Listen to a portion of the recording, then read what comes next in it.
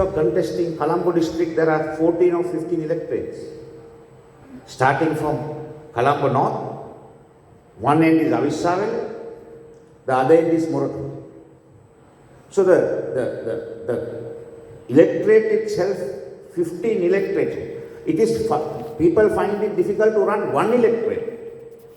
Just imagine 15 electorates, there are members of parliament here. It is a impossible, it is a Herculean task. And even if you are an owner of a bank, you cannot fund these elections. So then what happens is corruption sets in. So after 77, we saw corruption as never before. Because the simple reason is when a person contests an election, he has to spend so much of money to get himself elected that after he is elected, he cannot work for his people. He has to go on a money-making spree. So these are the repercussions of decisions made by our politicians in this 75 years that we have trained. Thereafter we come to the Rajapaksa era. We must be thankful that the war ended. We have to give credit to where it should go. But after the war, I think President Mahinda Rajapaksa was able to implement this whole manifesto which Richard had displayed on this board, on the screen. But he chose to throw it away. And he went on a corruption spree. He got all his family members. There was about 400 to 450 of them holding top government positions, plundering the country. Their family just robbed the country, just to be said. And as a result of that, today we all know where we have come to, absolute bankruptcy. Then came the Yahapalanya government. The government of President Sirisena and the Prime Minister Ranil Wickremesinghe. Now that government came for, we all worked for it. I think most of this audience would have voted for the Yahapalanya government. For the reason because we wanted end to corruption. We wanted to end this family bandism. We voted for the Yahapalanya government, and what happened was, unfortunately, Honorable Mr. Ranil Wickremesinghe thought he could have made use of President Sirisena as a peer. So therefore, there was a clash in that government from the day it started clashing. So that's where, and ultimately where did it end? It ended with the Easter disaster. So no one was bothered with the security. Security was given to the armed forces. Politicians didn't take decisions. And as a result, the Yahapalanya government also failed. And then when that government failed and after the Easter disaster, there was a crying need for security again. A crying need for discipline. And all the people thought, Gotabaya Rajapaksa was the answer. I think to a certain extent, even I also thought the same way. Because we needed a person who will transform this country. And I always said that Mr. Gotabaya Rajapaksa, when he was the Secretary of Defense, he did a wonderful job. So we thought, okay, this guy who was Secretary of Defense, he did a wonderful job. If you give him the country, he may take this to the next level. He may make this the next Singapore. But ladies and gentlemen, to our dismay, he was an absolute failure.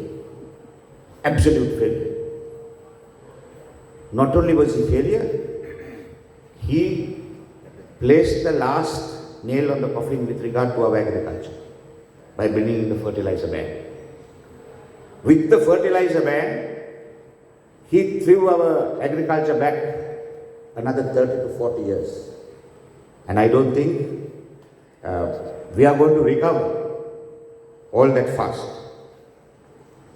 Therefore, ladies and gentlemen, these are the political parties or the leaders. And we have also, I cannot proceed further without mentioning of the two insurrections which took place in this country. One in the north, one in the south. One the LTT and the other the JVP.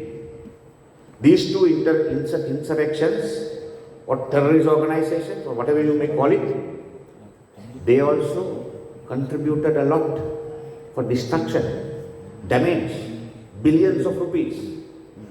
So the 55 or 60 billion rupees we are in debt is not only by the people who have ruled this country, but the JVP and the LTT are also to be blamed. So therefore, ladies and gentlemen, 75 years and what next? This is the most important. We have got another 25 years for our 100-year anniversary, 100 years of independence. We must decide whether within these 25 years we are going to make this change. That is the decision this forum has to take. Richard, you have embarked on a superb mission. Actually, when the invitation came from you to speak, I was wondering whether this was destiny. Where I was looking for a forum. I have been speaking to the youth of this country who was involved in the Aragale, asking them to take this, how we can take this country forward. And when Richard came with this invitation, I gladly accepted it for the simple reason that if the people in this audience can rise up to this occasion, at least after 25 years, we can take this. Don't leave this to the politicians. You can have good policies, you can have fantastic manifestos, but none of these are going to be accepted by the politicians, because once they are elected to office, they think that they are law to themselves. So therefore, ladies and gentlemen, we are a blessed country. I mean, actually, sometimes some people ask me, why don't you migrate? Now the trend is migrating. Everyone wants to leave this country. But I sometimes think, with all these problems, I still feel that Sri Lanka is still the best place. We are blessed with a rich soil. You can plant anything and that will grow. Our plantation economy, petroleum resources. I don't know how many of you are aware that of the Mana Basin is ample petroleum and gas resources. Ample. But what is the problem? When you bring in an investor to this country for the exploration, before you even talk to the powers that be, money has to move hands. So who is the investor who is going to come here, pay money for only a discussion, and now you are not sure of getting the contract? Actually, you have about 1 minute. Sorry. So therefore, ladies and gentlemen, many points to talk on. Unfortunately, discipline has to start from the convention. So Visakha has warned me. So there are, my last appeal, my last plea is all of us will have to get together and not leave it to the politicians to bring peace and harmony into this country. We must take part in this. If we do not take part in this, this 25 years is also going to go in ruin. Therefore, ladies and gentlemen, although I have many more points to address you all on, I would like to end with a quote from a poem of Reverend Simeon. Quote, "And he shall sing of Lanka, of the brave new days to come, where the racers all have blended and the voice of strife is dumb, where we march to a single bugle and dance to a single drum." So Mr. Richard D'Souza and the Center of Good Governance, this is your mandate. Let us dance to the single, let us march to the single bugle and dance to a single drum. Thank you very much, ladies and gentlemen.